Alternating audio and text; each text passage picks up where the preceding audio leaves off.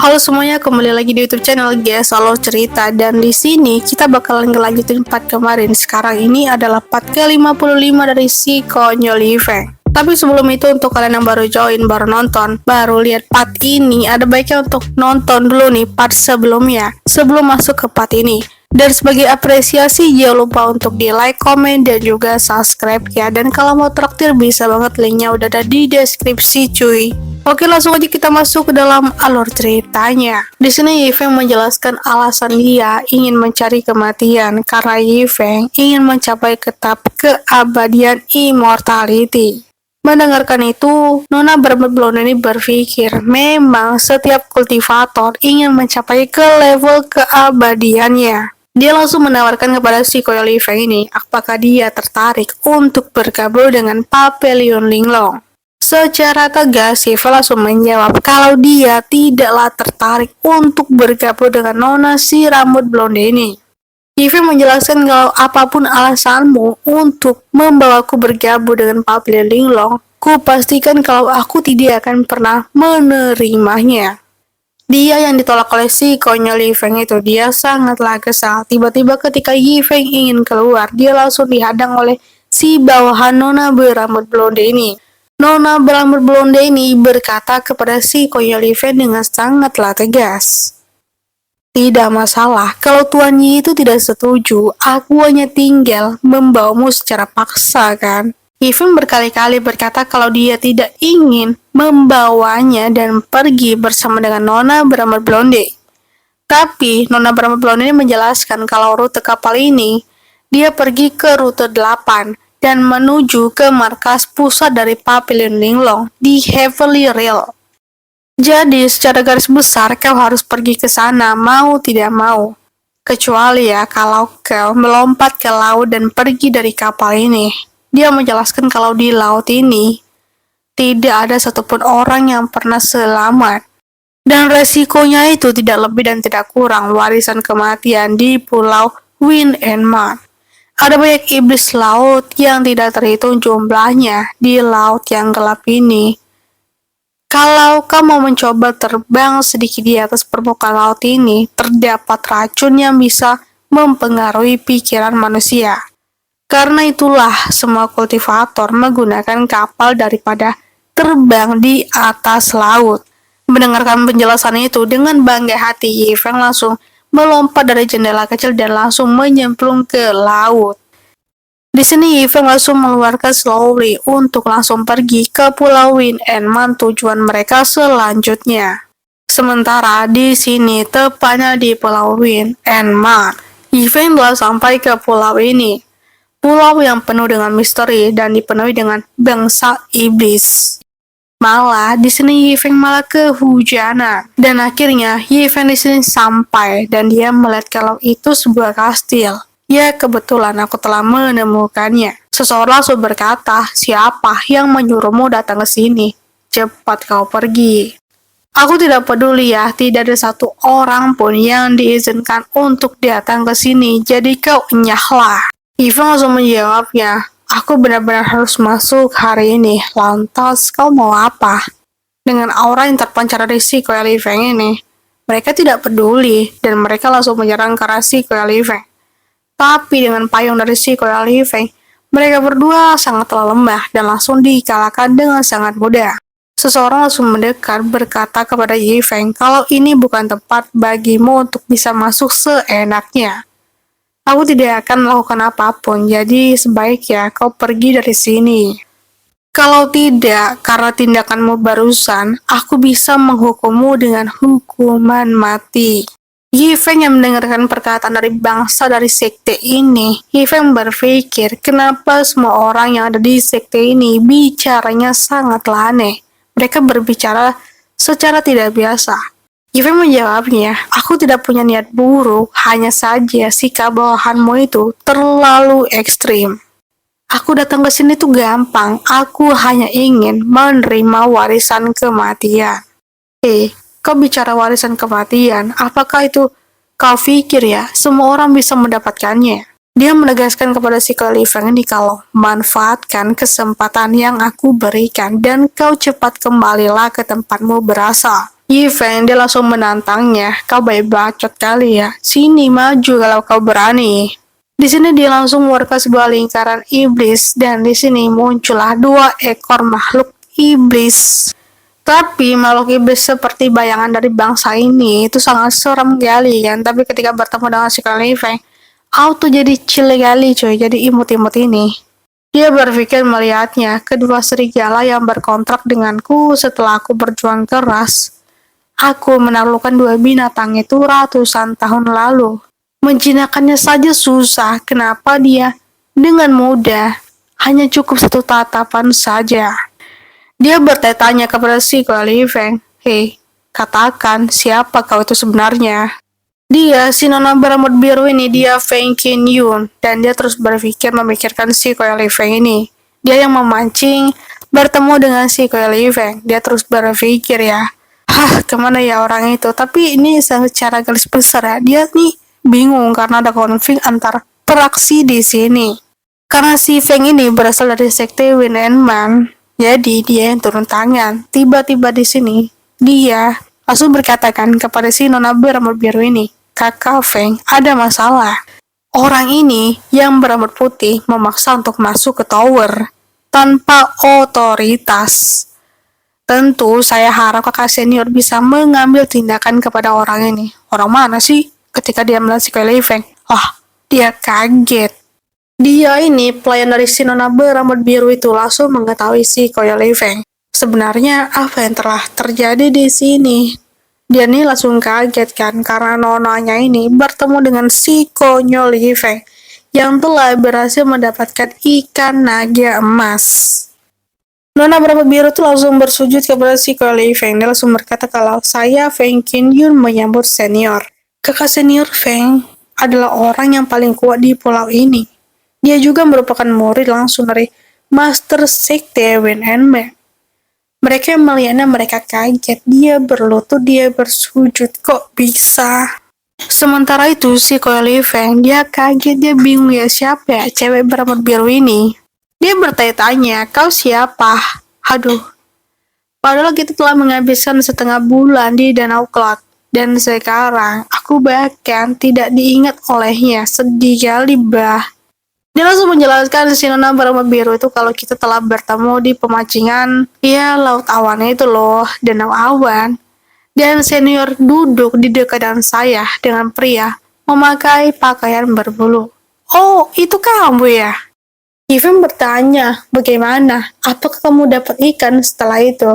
Si nona berambut biru itu berkata kalau dia ini tidak pandai untuk memancing. Jadi atas kejadian di Danau Awan, dia meminta maaf kepada si Li Feng karena telah bersikap kasar. Ivan berkata kalau ngomong-ngomong ketika aku mau pergi, sebenarnya aku ingin memberimu setengah keranjang ikan. Tapi sepertinya kamu tidak tertarik, jadi aku melepaskannya ketika aku tiba di sini. Oh, dia melepaskannya. Meskipun saya tidak tahu kekuatan senior, tapi dilihat dari ikan yang senior tangkap di Danau Awan, itu bukanlah ikan biasa.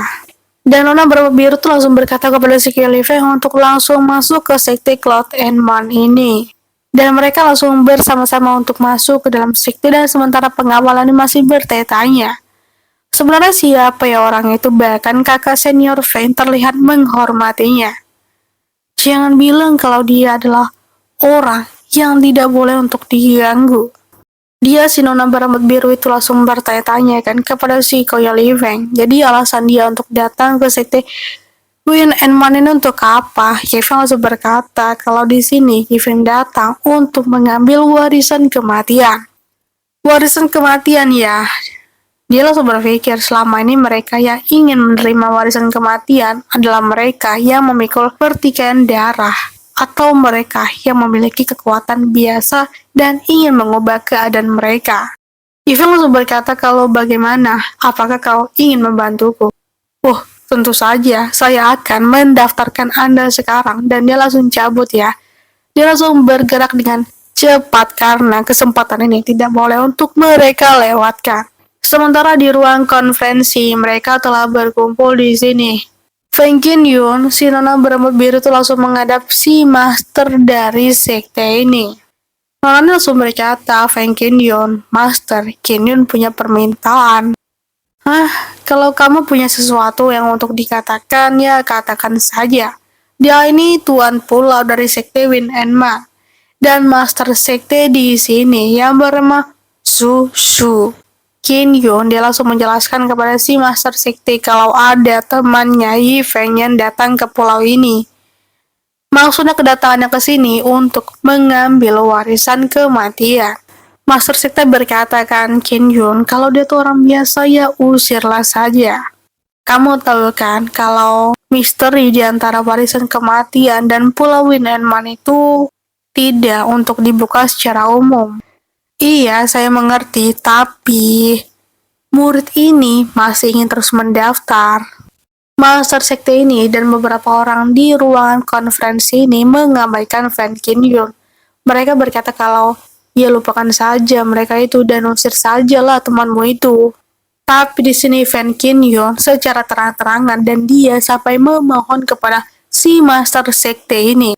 Di sini Fan Qin Yun, si Nona berambut biru itu langsung menegaskan kepada mereka semua yang telah berkumpul di ruang konferensi ini. Kalau pewarisan itu gagal dan menyebabkan hilangnya takdir Pulau Win and Man, aku secara terang-terangan akan menyerah dalam perebutan posisi penguasa pulau. Bagaimana? Apakah kau tertarik? Apa? Segitunya dia. Mereka kaget kan? Apakah kau serius? Fan Qin langsung menjawab kalau tentu saja aku, Fan Qin-yun, tidak akan pernah menarik kata-kataku barusan. Langkah yang diambil Fan Qin-yun bukanlah tanpa resiko. Kalau Yi Feng gagal, Fan Qin-yun bukan hanya akan kehilangan posisi untuk memperoleh gelar tua di Pulau Win and Man, tapi juga dengan kematian Yi Feng, hubungan antara dia dan Yi Feng akan hancur begitu saja. Bagi orang luar yang mendengarkannya, keputusan Fan Qin-yun itu adalah keputusan yang sangat bodoh. Mereka langsung dengan kompak berkata kalau mereka setuju dengan perkataan si Fan Qin-yun ini. Dalam waktu 7 hari, aku sendiri akan mengirim dia menuju warisan itu. Fan Qin-yun langsung bergegas ya menjelaskan kepada si Koi Li Feng itu kalau jadi proses untuk pewarisan itu akan diadakan dalam waktu 7 hari. Bagaimana dengan persiapannya? Mendengarkan itu, Yi Feng bertanya kan, maksudmu persiapan? Persiapan apa? Tentu sajalah persiapan untuk menerima warisan. Apakah senior tidak mempersiapkan apa-apa? Yi Feng langsung menjawab dengan santuy, ya kalau kamu tidak berkata seperti ini, tentu saja aku pasti akan lupa. Kalau begitu, bagaimana kalau kau ikut bersama denganku untuk mempersiapkannya? Dia langsung sumringah kali kan, dia berpikir kalau, wah, aku tidak menyangka akan mendapatkan kepercayaan seperti ini. Sementara di toko kelontong, mereka langsung pergi OTW. Yi Feng berkata kan, woi, berapa harga dendeng ini? Ini harga gampang kali dan murah kali, cukup 3 kristal immortal per bungkusnya. Kalau begitu aku mau 2 ya. Ketika di sini Yi Feng sedang berbelanja dengan Fan Qin-yun, tiba-tiba seseorang memanggil Fan Qin-yun. Dia berkata, kakak, dia adalah adik laki-laki biologi dari Fan Qin-yun yang bernama Feng Lingbei. Nona berambut biru itu Fan Qin-yun dia langsung berkata, aku tanya, apa yang kau lakukan di sini? Ling adiknya langsung menjawab, ya kakak, kumohon pergilah ke tempat master dan memohonlah tarik kembali perkataanmu sebelumnya. Kau akan kehilangan statusmu sebagai pewaris penguasa pulau ini. Yi Feng mendengarnya, mereka membicarakan apa sih? Dan Feng di sini berkata, menjawab perkataan adiknya. Aku tidak mau membicarakannya sekarang. Kalau tidak ada hal lain yang mau kau lakukan, cepat pulanglah dulu. Adiknya Ling langsung berteriak kepada si Koi Li Feng, hei kau, pergi dari sini. Kau tidak akan berhasil mewarisi warisan itu. Saingan kakakku, Baiji, pasti akan melakukan segala cara untuk menghentikanmu demi memperjuangkan haknya menjadi penguasa pulau berikutnya. Dia menjelaskan kalau di sini Baiji itu akan menghentikan jalan dari si Koyo Yi Feng dan Yi Feng itu pasti akan terhenti untuk mendapatkan warisan yang Yi Feng cari. Yi Feng dengan santuy dia malah menjawab perkataan si Ling ini. Yi Feng berkata, ya bagus dong kalau begitu. Di sini Yifeng langsung berkatakan kepada adik Keling ini, dia berkata kalau saudara Feng, rasanya seperti kita sudah sering kenal sejak lama meskipun ini adalah pertama kali kita bertemu. Meski kita belum sangat dekat, sepertinya kau tipe orang yang sangat mudah bergaul. Di sini adiknya bingung, lah baru kali ini ya aku diberi pujian seperti itu dan di sini pipinya langsung memerah. Sejak kecil berbeda dengan Feng Qingyun, Feng Lingbei ini tidak pernah dipuji. Dia selalu terdorong untuk mundur oleh kakaknya sendiri. Dan ayah dari si Feng ini, dia langsung kan berada di sisi kakaknya si Feng Qingyun. Karena dia di sini merasakan terasingkan, jadi tidak ada satupun orang yang memuji si Feng Lingbei ini. Ketika dia mendengarkan perkataan Yi Feng itu, tentu dong dia langsung terhura-hura kali hatinya dan mata itu langsung berbinar-binar. Si Feng Lingbei langsung berkata kepada si Yi Feng, kalau si Feng ini menerima warisan itu, tentu saja si Baiji itu tidak akan tinggal diam dan tidak akan membiarkan si Feng ini menerima warisan kematian semudah itu. Dia menjelaskan kalau Baiji itu sangat licik, berbahaya, dan dia akan melakukan apapun demi menghentikan langkah dari si konyol Yi Feng itu. Mendengarkan penjelasan dari si Lingbei, Yi Feng malah sangat santuy kali dan dia sangat happy kali kan, karena dia berpikir kalau kematian Yi Feng ini ada di depan mata untuk menjadi sang keabadian immortality. Dalam waktu singkat, hari untuk masuk ke warisan kematian akhirnya telah tiba. Di sini, Yi Feng telah masuk ke dalam lingkaran sebuah sihir. Dia, sang ketua sekte ini, berkata kepada si Yi Feng, Yi Feng adalah orang yang mau menerima warisan kematian, jadi kita lihat saja ya, apakah dia akan baik-baik saja.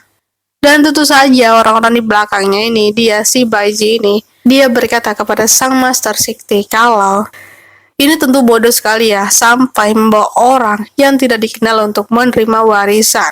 Ya, siapapun orangnya yang menerima warisan kematian ini, hasilnya juga akan sama saja. Jadi mari kita lihat apa yang akan dilakukan sang bocah itu. Baji berpikir dengan tindakan si Feng Qingyun itu, dia akan siap-siap kehilangan tahtanya di pulau sekte ini. Sementara tuh di sini Yi Feng yang telah santuy di sebuah lingkaran sihir, Yi Feng menunggu-nunggu ya, kapan ya warisan kematian itu akan tiba. Ketika di sini Yi Feng berkata sial, mereka berpikir yang masih kayak Yi Feng duduk di sebuah lingkaran sihir. Apakah terjadi sesuatu? Ternyata di sini Yi Feng sedang kehausan karena di sini Yi Feng tidak membawa minum dan hanya membawa makan. Mereka berpikir ketika melihat Yi Feng, di saat seperti ini, kenapa kau malah memikirkan hal yang tidak ada hubungannya? Dan Baijo ini berkata, apapun yang kau lewatkan sekarang sudah terlambat. Mulai formasinya. Tiba-tiba di sini Yi Feng langsung ketarik ke dalam sebuah lingkaran. Yi Feng yang melihat sekelilingnya, ini apakah ruang yang berbeda dari sebelumnya? Di depan ini ada sebuah gerbang berwarna merah dan berwarna biru. Yi Feng bertanya, ini apa ya? Di gerbang ini, di arah biru, tertulis kehidupan, sementara yang merah tertulis kematian. Yi Feng langsung mengingat apa perkataan dari adik dari si nona berambut biru. Aku mengingat Feng Lingbei kecil bilang aku harus masuk ke gerbang kehidupan.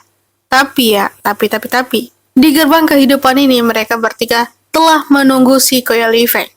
Mereka ini suruhan dari Baiji. Di sini, Yi Feng masuk ke gerbang kematian. Maaf, tapi aku kesini untuk melihat kematian. Mereka masuk di gerbang kehidupan ini, mereka kaget. Lah. Bos, bocah itu menuju ke gerbang kematian. Apakah Feng bersaudara itu memberinya informasi spesial? Apakah penyergapan kita ini akan berakhir sia-sia saja? Dan mereka bertiga ini akhirnya memutuskan untuk masuk ke gerbang kematian juga, mengikuti si konyol Yi Feng. Yi Feng di sini yang terus berjalan, tapi di sini mereka berpikir, aduh, Yi Feng di sini jalannya tuh cepat kali ya, ketimbang mereka seperti ketahan sesuatu. Tahanlah, selama kita bisa membunuhnya, kita bisa kembali melaporkan kepada Baiji. Di sini mereka langsung berlari ya, mengarah si Yi Feng, menggunakan sebuah pedang mereka, dan langsung menyerang ke arah Yi Feng. Tapi tiba-tiba di sini mereka malah terjatuh dan Yi Feng melihatnya. Lah, apa? Kenapa ada orang lain di trial ini? Yi Feng berkata, kalian semua, astaga, apakah kita ketahuan ya? Di pikiran penguntit yang mengikuti si Yi Feng. Yi Feng langsung melanjutkan perkataannya. Apakah kalian penantang yang terjebak di sini? Hah, penantang? Seperti biasa di sini si Koyo Yifeng tuh salah paham ya, gagal paham kali ini. Dan Yifeng malah memberikan makanan kepada 3 orang ini yang sulit untuk berjalan di area kematian ini. Mereka bertiga yang melihat ke arah si Koyo Yifeng ini, mereka berpikir apakah Yifeng ini adalah utusan dewa. Di sini, Baji dengan alat komunikasi langsung menghubungi mereka bertiga yang terjebak di kematian ini. Tapi di sini mereka malah menghiraukan Baji. Mereka memutuskan untuk melindungi si konyol Yifeng karena Yifeng di sini telah membantu mereka bertiga. Mereka langsung berkata kalau saat ini kita sedang berada di tempat warisan kematian. Kesempatan emas ada di depan kita. Mau bagaimana lagi, kita akan mati kan? Jadi lebih baik kita mengikuti sang dermawan untuk menjelajahi gerbang warisan kematian bersama. Di sini di jembatan ini yang di bawahnya itu sebuah lumpur lah dia. Ya ini tuh kawah ya, kayak kawah gitu loh. Jadi mereka di sini kepanasan nih kan karena uap api. Tapi di sini Yifeng masih dengan santuy berjalan. Yifeng berkata kalau ini tempatnya benar-benar sangat panas. Tapi ya, apakah kau tahu ini berada di level berapa? Mereka menjelaskan kepada si Koyo Yifeng kalau mereka ini juga tidak tahu, bahkan di sini mereka baru masuk gerbang kematian juga. Di sini tiba-tiba ya di arah atas ada hewan misterius yang menyerang ke arah mereka berempat. Itu adalah burung paruh retak yang berada di Tribulation Realm. Selain itu juga ada indukan dari Kitty yang berada di Lily Dao. Burung itu menyerang ke arah mereka bertiga, sementara Yifeng tidak diserang oleh burung itu. Yang Yifeng lihat, burung kecil ini menyerang ke arah mereka bertiga. Tapi ya, burung ini berbeda dari apa yang mereka bertiga lihat. Di sini Yifeng yang melihat jembatan ini, di bawahnya adalah kawah api, dan Yifeng berpikir ya, wah, ini efisiensi cepat dan berbahaya, dan tidak ada kecelakaan kan. Astaga surga, apakah aku akan mati di sini ya? Dan aku akan menjadi level keabadian immortal dalam waktu yang begitu singkat. Yifeng di sini langsung melompat ke arah kawah berapi itu. Mereka melihat Yifeng tingkahnya ini, mereka kaget. Dia benar-benar melompat ke kawah itu. Tapi di sini Yifeng yang menyemplung ke dalam ini.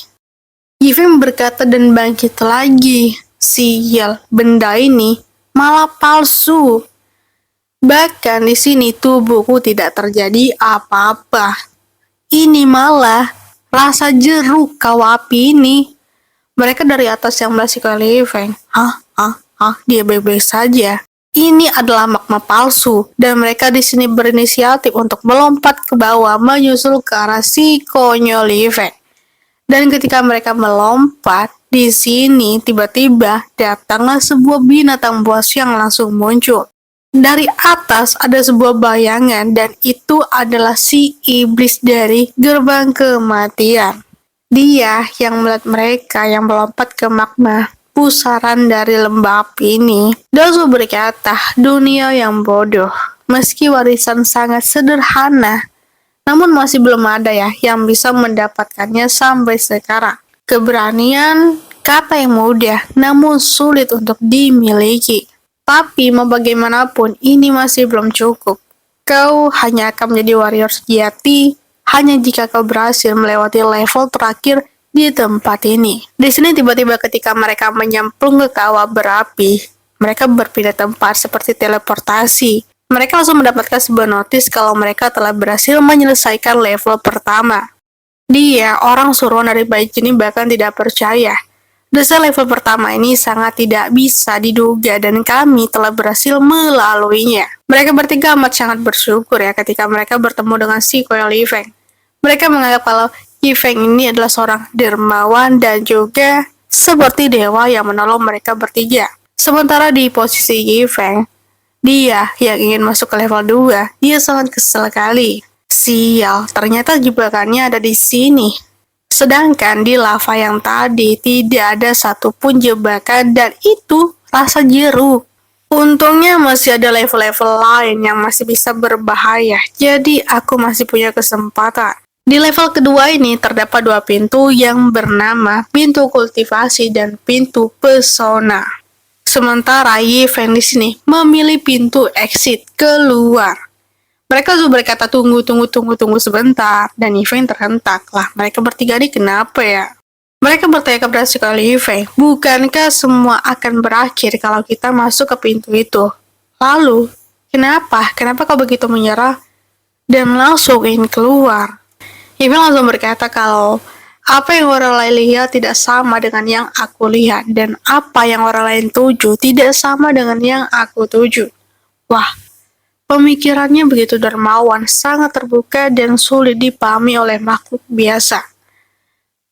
Mereka ini menganggap kalau si Feng itu dia orang yang sangat spesial ketika mereka berpikir akan memilih pintu zona dan juga pintu kultivasi. Tapi Yifeng malah memilih pintu keluar, exit. Yifeng di sini berpikir ya, apa yang terlihat seperti garis finish ini biasanya akan mengarah langsung ke hal yang sangat berbahaya. Dan begitu pintunya dibuka, hanya akan ada kematian di baliknya. Mereka di sini melihat Yifeng yang telah masuk ke pintu exit. Mereka berpikir ya, apa yang harus mereka lakukan? Sementara orang suruhan dari baju ini, dia sang ketua geng, dia langsung berpikir ya, tidak. Ini mungkin adalah ilusi. Dan mereka bertiga langsung dengan gercep ya, untuk masuk ke pintu keluar mengikuti ke arah si Yifeng. Yifeng yang telah sampai di sini, Yifeng langsung berkata, astagoy. Aku terlalu banyak berpikir dan berakhir tertipu lagi. Seharusnya aku memilih salah satu dari ketiga pintu yang lainnya tadi. Aku dengar ada banyak level di dalam warisan kematian ini, dan di tiap levelnya pasti ada kesulitan kan? Akan terus bertambah dibandingkan dengan level-level sebelumnya. Meskipun aku telah berhasil melewati 2 level sebelumnya, aku yakin pasti ada sesuatu yang menakutkan dan berbahaya di depan sana. Sementara tiba-tiba sang godaan bayangan itu, dia terus mengikuti ke arah si konyol Yifeng. Yifeng malah melihatnya itu, kenapa ya di sini asapnya tuh begitu tebal sekali. Aku bahkan tidak bisa melihat apapun yang ada di sekeliling ini. Dan tiba-tibalah, ini ada 16 jembatan.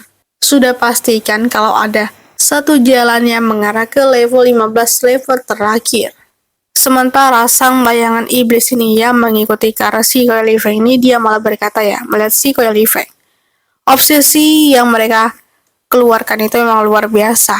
Namun, tekad yang kalian miliki terlalu lemah. Jika bukan karena mengikuti anak penyu putih itu, kalian pasti sudah mati ribuan kali. Wah, sesuatu yang luar biasa ya. Tapi mereka bertiga ini masuk ke dalam sebuah lingkaran karena mereka telah terjebak. Di sini Yifeng yang terus berjalan untuk mencari kematiannya, untuk menjemput ajalnya. Tapi lagi-lagi tidak mendapatkan apa yang Yifeng inginkan. Dan dia sampai di sebuah ruangan yang tidak berbahaya sedikit pun. Tiba-tiba ya, bayangan itu langsung berkata kepada si Yifeng, "Hai teman kecil, kau yang ada di sana. Siapa kau?" tanya si Yifeng. Itu seperti bentuk dari si roh kegelapan si iblis tadi, tapi ini berbentuk seperti Casper ya, roh. Dia langsung berkata kepada si Yifeng kalau dia itu adalah Renyong, master dari warisan ini. Dan Yifeng telah berhasil melewati semua ujiannya. Dan Yifeng ini telah berhak ya mewarisi warisan dari si Renyong ini. Yifeng bahkan tidak percaya. Yifeng berpikir, berikan aku satu lagi kesempatan. Aku ingin melewati levelnya. Dan si Master Renyong dari si warisan ini, dia langsung mengeluarkan sebuah kotak-kotak dan itu seperti harta karun. Tapi di sini tiba-tiba di tengah-tengahnya tuh ada sebuah tengkorak. Ketika Yifeng telah berhasil melewati level ini, mereka bertiga langsung keluar dari sebuah lingkaran bola yang mereka terbelenggu tadi. Dan di kotak peti itu ada armor keberanian dari si Renyong ini. Untuk mengaktifkannya itu sangatlah mudah. Gunakan saja kehendakmu dan manfaatkan energi spiritual. Dengan begitu armornya akan menampakkan dirinya sendiri untuk melindungi si konyol Yifeng yang akan menerimanya. Tapi ketika di sini si konyol Yifeng ingin menerimanya, Yifeng langsung berkata, tunggu sebentar boy. Dan di sini armornya telah terpasang ke badan si konyol Yifeng. Yifeng berkata kalau, aduh tunggu dulu pria tua bangke itu sialan. Tinggallah sebentar dulu, keluarkan armor ini dari dalam tubuhku. Alih-alih mendapatkan kematian di sini, Yifeng malah mendapatkan armor sejati dari harta karun sekte Moon and Well ini. Waktu berjalan sebulan, di sini Fan Canyon terus ya menunggu si Koya Li Feng ini, dan mereka yang terus memantau karena si Koya Li Feng itu belum ada arahan dan belum ada pergerakan sedikit pun. Baju berkata kalau si Fan Canyon itu menyerahlah saja. Yi Feng itu pasti sudah meninggal di dalam sana, telah mendapatkan kematiannya. Tapi si Li ini dia tidak menerima ketika kakaknya itu dihina oleh si Baju itu, dan mereka berdua adalah bacot. Tiba-tiba di sini di lingkaran seri itu, lingkaran formasi, bercahayalah. Mereka berkata kalau tunggu-tunggu, coba tengok. Lah, Baju berkata kalau ini tidak mungkin, ini pasti mustahil. Dan ternyata ya, Yi Feng keluar dari dalam lingkaran sihir itu. Li langsung dengan gercep langsung menghampiri ke arah si konyol Yi Feng. Li berkata kalau senior, aku tahu kau pasti berhasil. Berani sekali ya Baju itu meragukan kekuatanmu. Dia pantaslah mendapatkan pelajaran. Mereka menyambut si Li Feng ini, mereka langsung sumringah, tapi di sini ya mereka melihat si Li Feng ini kenapa ya cemberut kali. Apakah jangan-jangan Yi Feng ini gagal? Dan mereka suruhan dari Baju tuh keluar juga kan dari dalam lingkaran sihir itu, lingkaran formasi. Dia sang ketua geng, suruhan dari Baju tuh berkata, bukan hanya berhasil mendapatkan warisannya, bahkan sang Darmawan si Koya Li Feng itu dikenali oleh master dari warisan itu, si Ren Yong tadi.